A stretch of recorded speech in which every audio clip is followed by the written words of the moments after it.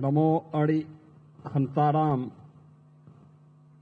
नमो सिद्धाणाम, नमो ऐरण्याणाम रियाणाम, नमो उज्जैण्याणाम, नमो लोय सभ्य साहुणाम, ऐसो पंच नमोकारो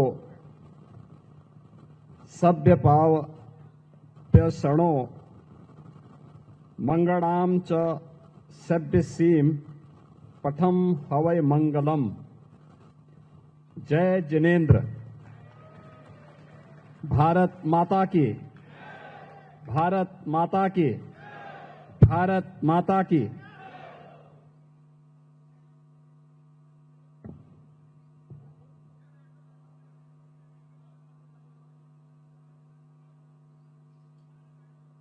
आज के इस पंच कल्याणक महामहोत्सव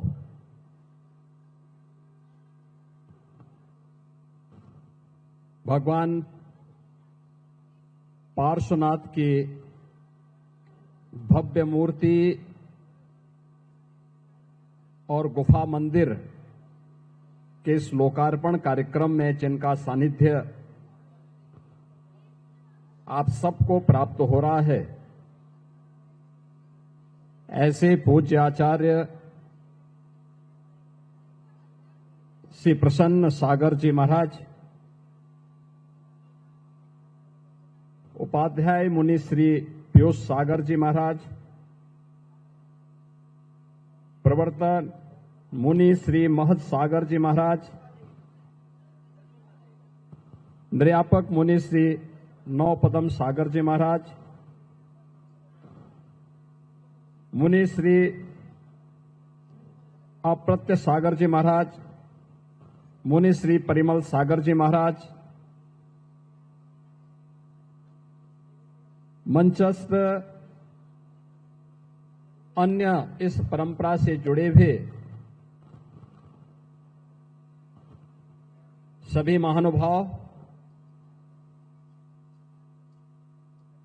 इस समारोह में मेरे साथ उपस्थित उत्तर प्रदेश सरकार के हमारे मंत्रिमंडल के सहयोगी श्री सुनील शर्मा जी, नरेश कश्यप जी, माननीय सांसद अतुल गर्ग जी, माननीय विधायकगण श्री नंदकिशोर गुर्जर जी, अजीत पाल जी, पूर्व सांसद रमेश चंद तोमर जी, भारतीय जनता पार्टी के महानगर के अध्यक्ष मयंक गोयल जी और उपस्थित सभी श्रद्धालुजन, बहनों और भाइयों, ये मेरा सौभाग्य है कि आज मुझे इस गुफा मंदिर में भगवान पार्श्वनाथ और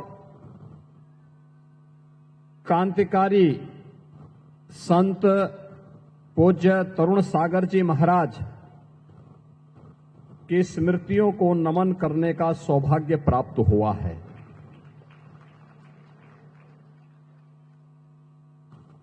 मैं इसके लिए आभारी हूं इस पूरी व्यवस्था से जुड़े हुए उन सभी महानुभावों का जिन्होंने मुझे आज यहां पर पूज्य आचार्य श्री प्रसन्न सागर जी महाराज और अन्य जैन मुनियों संतों का सानिध्य प्राप्त करने,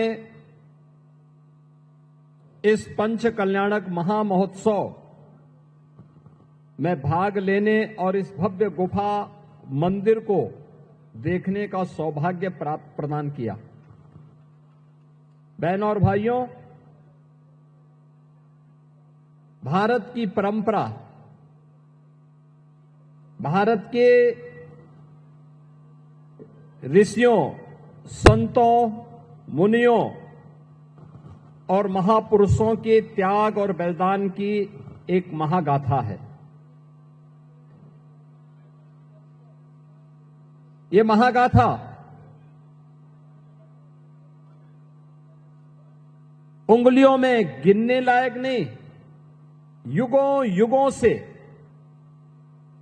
यह गाथा विश्व मानवता के लिए एक प्रेरणा रही है। विश्व मानवता इस महागाथा का श्रवण करके, उससे प्रेरणा प्राप्त करके अपने आगे के भविष्य को तय की है और उसी परंपरा को आगे बढ़ाने के लिए आज भी भारत के अंदर हमारी वे पवित्र उपासना विधियां उसी रूप में, उसी श्रद्धा भाव के साथ कार्य करते हुए इस व्यवस्था को आगे बढ़ा रहे हैं। अभी 3 दिन पूर्व यह हमारा सौभाग्य है, अयोध्या में प्रभु श्री राम के भव्य मंदिर के निर्माण में कार्य को पूर्ण करने के इस महायज्ञ का पूर्णाहुति के कार्यक्रम के साथ ही भव्य भगवा ध्वज का आरोहण से राम जन्मभूमि के भव्य मंदिर में प्रधानमंत्री जी के कर कमलों से संपन्न हुआ है। पूरा देश और पूरी दुनिया भारत के सनातन के इस वैभव को देखी है, उसको अनुभव की है। और अयोध्या की जब बात आती है तो उसी इक्ष्वाकु कुल के प्रथम राजा भगवान ऋषभ देव, जो प्रथम जैन तीर्थंकर थे, उनका स्मरण भी हर व्यक्ति बड़ी श्रद्धा भाव के साथ करता है। ये उत्तर प्रदेश का सौभाग्य है कि हमारे उत्तर प्रदेश में प्रथम जैन तीर्थंकर भगवान ऋषभ देव और अयोध्या में 4 ऐसे पवित्र जैन तीर्थंकर उसी अयोध्या की धरती में पैदा हुए। काशी, जो दुनिया की आध्यात्मिक नगरी कही जाती है, उस काशी में 4 जैन तीर्थंकरों को अवतरित होते हुए दुनिया ने देखा है। अभी पिछले दिनों मुझे श्रावस्ती जाने का अवसर प्राप्त हुआ था। वहां पर ही भगवान संभवनाथ जी का जन्म जैन तीर्थंकर के रूप में, उनका जन्म उसी श्रावस्ती की धरती पे हुआ था। भगवान महावीर का जन्म यद्यपि वैशाली में हुआ, लेकिन महापरिनिर्वाण उन्होंने उत्तर प्रदेश के कुशीनगर के पावागढ़ में लिया था। और आज मुझे बताते हुए प्रसन्नता है कि हमारी सरकार ने उस फाजिल नगर का नाम, जहां भगवान महावीर ने अपना महापरिनिर्वाण लिया था, उसे हम पावा नगरी के रूप में हम लोगों ने उसके नामकरण को आगे बढ़ाने की कार्रवाई को आगे बढ़ाया है। यानी ये 24 जैन तीर्थंकर जिन्होंने समाज को एक नई दिशा दी, जिन्होंने करुणा की, मैत्री की, अहिंसा की, जियो और जीने दो की एक प्रेरणा विश्व मानवता को दी। और केवल मनुष्य ही नहीं, बल्कि प्रत्येक जीव जंतु के लिए एक नई प्रेरणा प्रदान की। वह आज भी उसकी प्रासंगिकता उसी रूप में बनी हुई है। हमें इस बारे में जरूर ध्यान रखना होगा कि अगर मानव सभ्यता को विकास की नित नई ऊंचाइयों तक पहुंचना है, तो हमें भारत के अध्यात्म की शरण में जाना पड़ेगा। याद रखना, अध्यात्म के साथ ही भौतिक विकास हो, सांस्कृतिक उन्नयन हो, या आध्यात्मिक उन्नयन के लिए एक सुरक्षित वातावरण चाहिए, सुसभ्य वातावरण चाहिए, साफ सुथरा वातावरण चाहिए। और यह भारत ने ही पहले भी दुनिया को दिया है, आज भी विश्व मानवता के लिए वह संदेश भारत का ही है, भारत के ऋषि मुनियों का है, भारत की परंपरा का है, भारतीय संस्कृति का है। हम सबको इस बारे में गौरव की अनुभूति होनी चाहिए कि हम सब इन सभी संदेशों को लेकर के जो भारत की ऋषि मुनि परंपरा ने हम सबको दिया है, अगर हम इसका आत्मसात करते हैं, इसका अनुसरण करते हैं, तो यही विश्व मानवता के कल्याण का मार्ग प्रशस्त करता है। आप याद करिए, गत वर्ष जब प्रधानमंत्री मोदी जी ने उस समय अप्रैल में दिल्ली में विश्व नौकार महामंत्र दिवस पर वन वर्ल्ड वन चैंट कार्यक्रम का उद्घाटन किया था, उस अवसर पर उन्होंने 9 संकल्पों को हम सबको प्रदान किया था। वे 9 संकल्प थे कि पानी का बचत,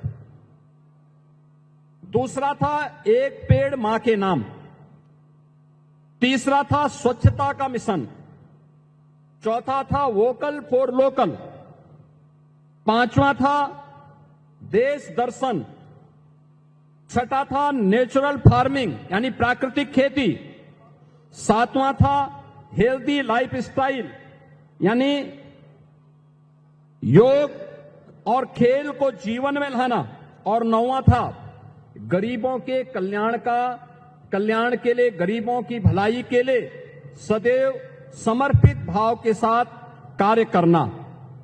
और आज मुझे बताते हुए प्रसन्नता है कि जैन मुनियों की जो परंपरा है उसी पवित्रता को आगे बढ़ाने का कार्य कर रही है। मैंने भी यहां पर जब मैं आया था, मैंने आचार्य श्री प्रसन्न सागर जी महाराज, उपाध्याय मुनि श्री पीयूष सागर जी महाराज की दिनचर्या को देखा है, और मैंने जो देखा उनके बारे में सुना। जो मैं देख रहा था कि 557 दिनों की कठोर साधना, 496 दिनों की निर्जल उपवास, तप, अनुशासन और आत्म संयम का एक अद्भुत उदाहरण इसमें हमें देखने को मिला है। ये चीजें दिखाती हैं कि अगर हम संकल्प ले लें तो पिंडमाही ब्रह्मांड समाया, यानी सब कुछ जो कुछ हमें बाहर दिखाई दे रहा है वह सब कुछ हमें इस शरीर में अनुभव होते हुए दिखाई देगा। और यह मुझे प्रसन्न सागर जी महाराज की साधना के माध्यम से देखने और अनुभव करने का अवसर प्राप्त हुआ है। मैं आज के इस अवसर पर जब इस पवित्र कार्यक्रम में पंच कल्याणक महामहोत्सव में मुझे भाग लेने का अवसर प्राप्त हुआ है, यहां पे मुझे भगवान पार्श्वनाथ और क्रांतिकारी संत तरुण सागर जी महाराज के इस पावन गुफा मंदिर के लोकार्पण के समारोह में भाग लेने का अवसर प्राप्त हुआ है। मैं आयोजकों को इसके लिए हृदय से धन्यवाद देता हूं। आप सबके प्रति अपनी शुभकामनाएं देता हूं। पंच कल्याणक महामहोत्सव के प्रति अपनी शुभकामनाएं देता हूं, और पूज्य आचार्य श्री प्रसन्न सागर जी महाराज और उनसे जुड़े हुए सभी अन्य जैन मुनियों को यहां पर नमन करते हुए उनका अभिनंदन करता हूं, स्वागत करता हूं। धन्यवाद। जय हिंद।